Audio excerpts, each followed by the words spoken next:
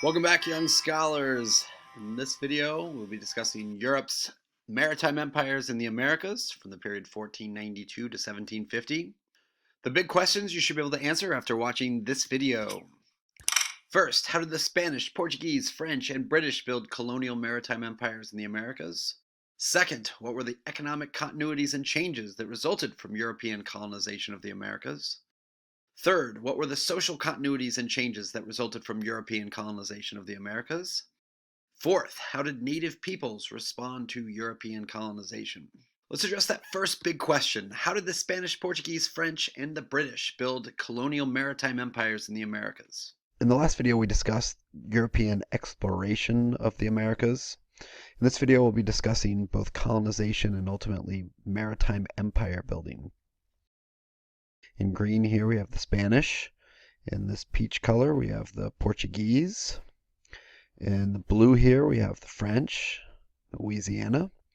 And then in the red here, we have the British and the 13 colonies, and also up here in Canada. So during the First Global Age, from 1450 to 1750, the Spanish, the Portuguese, the Dutch, the French, and the British all built maritime empires by colonizing in the Americas. Previous to this, we'd been discussing other land-based empires. Now, for the first time, we're discussing maritime empires, empires that require colonization across oceans. The Spanish were the first to establish a permanent colony in the Americas, a colony that will become known as New Spain. This really begins with Spanish occupation of the Caribbean, starting with the voyages of Christopher Columbus in 1492. And the native peoples of this region, the Carib, were just wiped out by European diseases, mainly because this particular region is hotter and wetter, and therefore diseases spread more rapidly. The Spanish then went to Mesoamerica and conquered the Aztecs, and then down here to South America, conquering the Incan people of the Andean region. The Spanish went to the population centers, really, of the Americas. Mesoamerica, the Andes Mountains here. They're going to send conquistadors in order to conquer the Aztecs and the Incan Empire. So that word conquistador, as its root, has the word conquer in it. These conquistadors, their goal was to fulfill the 3 Gs. That was what they were motivated by.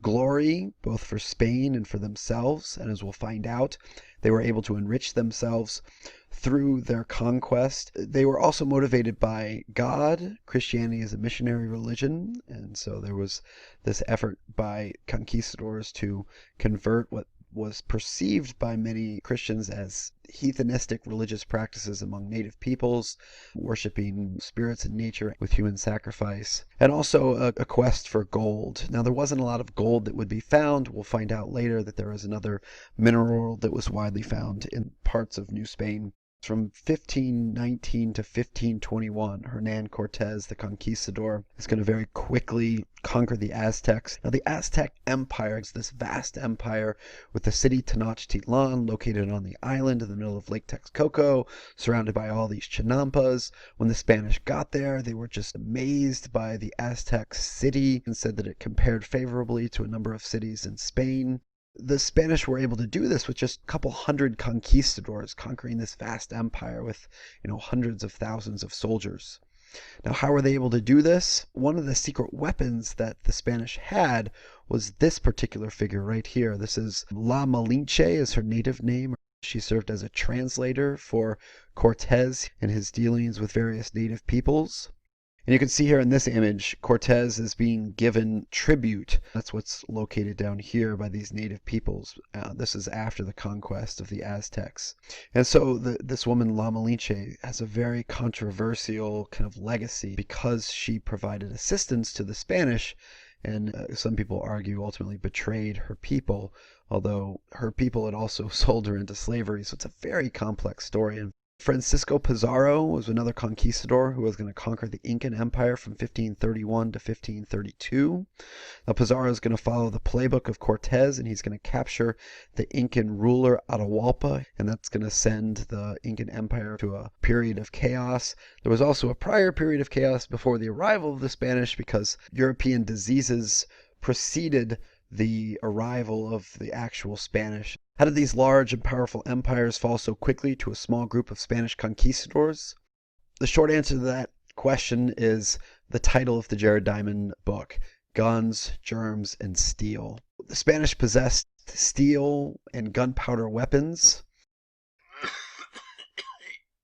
The Europeans are also going to introduce diseases such as smallpox to the natives, and this is going to wipe out native populations as we described before in the Great Dying. 75% to 90% are the estimates of native people who died as a result of exposure to these diseases. And then finally, and a factor that oftentimes I think doesn't get enough credit, is the way in which the Spanish are going to exploit rivalries among neighboring tribes. You can see in this image here Cortez riding on his horse. They're fighting against the Aztecs here. You can see some heads and arms strewn about. And then ultimately there's these people that I want you to notice. So this is another tribe of Mesoamerica that didn't like the Aztecs, and so were more than willing when the Spanish showed up to enter into alliances with them in order to defeat the Aztecs, because as you recall, the Aztec Empire was an empire that was built upon the tribute system. And so many of the neighboring tribes that had been conquered by the Aztecs were having to provide people in the form of human sacrifice victims. And so this is going to not engender the Aztecs to many of the neighboring people. Now, the Spanish are going to run into this issue of whenever you create a large maritime empire, you're even spreading out over further territory than land-based empires. And so how are they going to be able to maintain unity and control and really forge their empire together in a scenario where you're thousands of miles away and the communication takes a really long time? And the way you do that is through the same way land-based empires did. You create a bureaucratic system. And the Spanish established what are known as viceroys. There was a viceroy of New Spain, which is basically like Mesoamerica, that region, and a viceroy of Peru, which is more South America. The term viceroy, you can break it down into its roots. Vice essentially means in the place of, and then roy means royalty or king. So these viceroys could, to some extent, act in the place of the king and make decisions in the place of the king, given that it would take months sometimes for messages to be transmitted back and forth across the ocean. So is this a continuity or change? It ultimately may depend upon the particular location that you're examining. So for example, in South America, where we were talking before about the Inca, they had a more traditional bureaucratic system that they had set up with strong centralized rule. By contrast, though, in Mesoamerica, remember they set up a tributary system where it was less of a formal bureaucracy. Initially, the Spanish are going to establish laws that are designed to segregate the native peoples from the Spanish. This is known as the Republica de Indios. These were essentially laws that established a social hierarchy that was based upon racial or ethnic divisions. Now, as we'll find out, this is a total fail. The Spanish, their major rival were the Portuguese, and they both, as a result of exploration, were able to assert claims to the New World. Both of them got into a dispute over how to divide up that territory. And so they called upon the person who was more powerful than either the King of Spain or the King of Portugal, and that was the Pope. So Pope Alexander VI helped settle this dispute by helping to get them to enter into a treaty called the Treaty of Tordesillas, which divided up the New World between the Spanish and the Portuguese. So here we can see a map, and here is the line of longitude that the Pope drew in order to divide up these claims. And so clearly they didn't have a very good understanding of the real extent of territory that existed in the New World at the time that this treaty was written. This line was eventually moved once it became more clear, and the treaty was really designed to allow the Spanish and the Portuguese to conquer any territory where the people were non-Christians. There's actually another line of longitude that's drawn on the other side of the map in the Pacific Ocean. And so the Portuguese probably got more than you realize out of this treaty. Not only were they able to colonize Brazil, but they also then got kind of exclusive control over any territory within Asia and Africa that was non-Christian. And so again, the Portuguese were building that trade post empire throughout the Indian Ocean sea lanes. And the ultimate effect of this is that today Portuguese is the most widely spoken language in Brazil, whereas Spanish is the predominant language in the rest of Latin America. The English, the French, the Dutch colonized North America. So hopefully you're familiar with some of this from U.S. history. The English colonized Jamestown, the Massachusetts Bay Colony. The French colonized Quebec and Louisiana along the Mississippi River Basin. The Dutch are going to colonize New Amsterdam, which later is called New York when it's renamed by the British. In terms of their motives, if you recall this from U.S. history, many of the people, especially in the southern colonies of the United States, came for economic opportunities. In the Midwest, fur. In the southern colonies, tobacco, cotton, various cash crops. And so you could make a claim that that's very similar to what we see in Latin America with the desire to exploit agricultural resources in the Americas. There's also religious opportunities in the northern colonies. We have groups like the Puritans who come over. And so we see, again, something very similar with religious motives ultimately driving some of the colonization in both North America and Latin America. The second big question, what were the economic continuities and changes that resulted from European colonization of the Americas? In terms of economic continuities and changes, one of the major changes was the driver of economic production. When we were talking before about Latin America, we were really talking about smaller scale subsistence level farming. Well, with the arrival of the Spanish, now we're talking about larger scale commercial agriculture and also the discovery of silver mining. So remember, the Spanish conquistadors, one of their initial motivations for colonizing in the Americas was to discover gold. Well, there wasn't a significant amount of gold found, but there was a lot of silver that was discovered at a site called Potosi. It's a mountain in the modern day country of Bolivia. And so they literally discovered this mountain that is just chock full of seams of silver. And so the Spanish were able to extract this silver and form silver coins that are going to be used as a global currency. And we'll talk about that in a later video. In terms of how they were able to do this, well, they were able to extract silver using native laborers. So these mines were located at a very high elevation, very cold, just absolutely brutal conditions. The Spanish themselves, of course, didn't want to work in these mines. The Africans that they were bringing in as slaves didn't want to work the mines. Many of them ran away because they were not used to that kind of climate. The natives that were from the Andes Mountains were used to those kinds of climates, and therefore the Spanish established labor systems that required them to work in these particular mines. Millions of laborers are thought to have died in these mines extracting silver. They also use mercury as part of the process, and so many natives were exposed to poisonous mercury. It said that the Spanish could build a bridge from the Americas all the way over to Spain made out of silver that was extracted from Potosi, and that they could build a bridge back using the skeletons of the dead laborers. So the Spanish are going to rely on a variety of coarse labor systems. When they initially showed up, they established a system known as the encomienda system. And so these conquistadors could extract labor from the natives that they conquered in exchange for care and Christianity. The reality was very different than maybe the intent. It was an extremely brutal system. There's lots of sources that describe some of the atrocities, especially written by Spanish priests who viewed some of the horrific acts committed by the conquistadors. And so the encomienda system was ultimately scrapped, but they didn't do away with systems of coarse labor.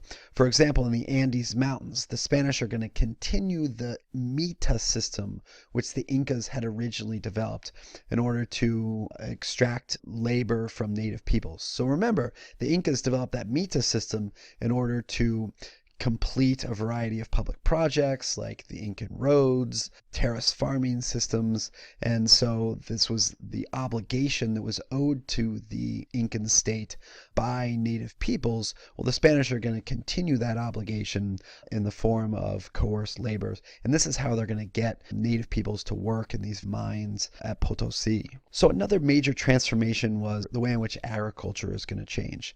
The introduction of a new plant, sugarcane, to both Brazil and the Caribbean, two places that are very hot and wet, very conducive for growing sugar. Sugar production is exceptionally labor intensive. The Spanish are going to need labor in order to produce these crops on these large scale plantations. The biggest challenge for them in these areas, especially like the Caribbean and Brazil, where it's hotter and wetter, is you're going to have native populations that are just wiped out by these diseases. The Spanish and the Portuguese are then going to turn to African slaves as their source of labor. And the conditions are exceptionally brutal. There's a very high rate of death on these haciendas, these large sugar plantations. The average life expectancy for slaves who arrived at these plantations was somewhere in the ballpark of 4 to 7 years. There wasn't even sufficient enough natural reproduction. And so instead, the Spanish and the Portuguese and other groups just continued to purchase slaves off these slave ships in order to supply the labor necessary for their plantations. The British colonists in North America are going to initially utilize indentured servants. An indentured servant is someone who comes over and has their way paid in exchange for labor services for a specific period of time, usually like 3 to 7 years. The British colonists in North America, they are going to convert increasingly to slave labor. As you recall, some of those, again, major cash crops like cotton and tobacco are very labor intensive. The third big question is, what were the social continuities and changes that resulted from European colonization of the Americas? We mentioned just a moment ago that when the Spanish first arrived in Mesoamerica, they established a series of laws called the Republica de Indios, which were designed to segregate or separate the indigenous peoples from the Spanish. That system failed. They eventually had to scrap the system entirely, and it was partly because of this reason. So a small percentage of Spanish and Portuguese women and families migrated from Europe, which led to more intermarriage and ethnic mixing taking place. You can see here what's known as a casa painting.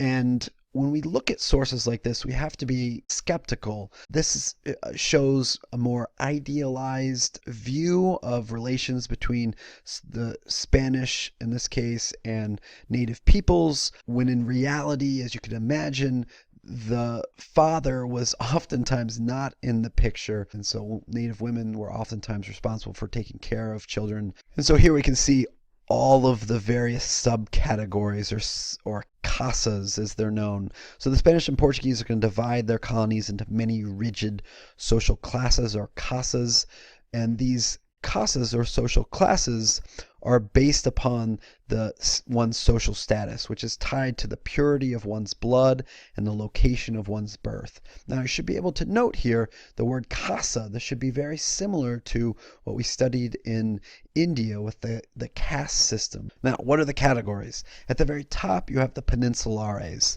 Peninsulares are whites who are born in Europe. They're the most politically and socially powerful groups. Below them, you have the Creoles. These are white Europeans born in the Americas. They ultimately could serve in the military, but not in the highest offices. So notice the difference there between Peninsulares and Creoles. There's not a specific ethnic difference. They're both white Europeans.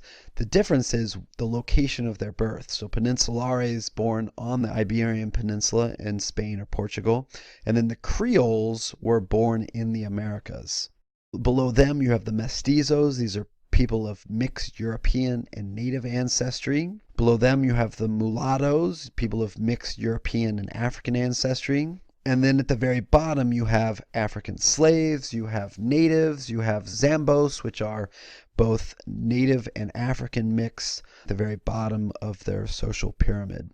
Another significant difference is a larger percentage of British and Dutch women and families are going to migrate to North America, which, unlike in Latin America, is going to lead to far less intermarriage and mixing with native peoples. And this leads to significant cultural and social differences with far less kind of syncretism taking place between ethnic groups. So most of the Christians who were migrating to North America came from places like Great Britain, and therefore they followed Protestant denominations. And Protestants, generally speaking, are going to be less eager to convert natives to Christianities than the Catholics were in Latin America.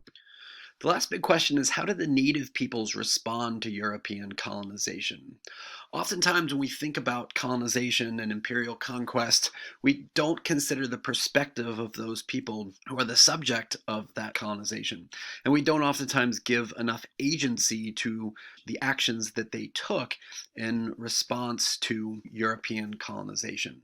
The natives did periodically organize and employ a variety of resistance strategies against Europeans. When we're talking about the response, this is the critical word the College Board looks for. These indigenous peoples attempted a variety of different resistance strategies. One of them took place in the modern day state of New Mexico, near the city of Santa Fe, which at the time was controlled by the Spanish. So after the Spanish had ordered the execution of a number of the indigenous people, one of the Puebloan leaders decided to organize a revolt or a rebellion.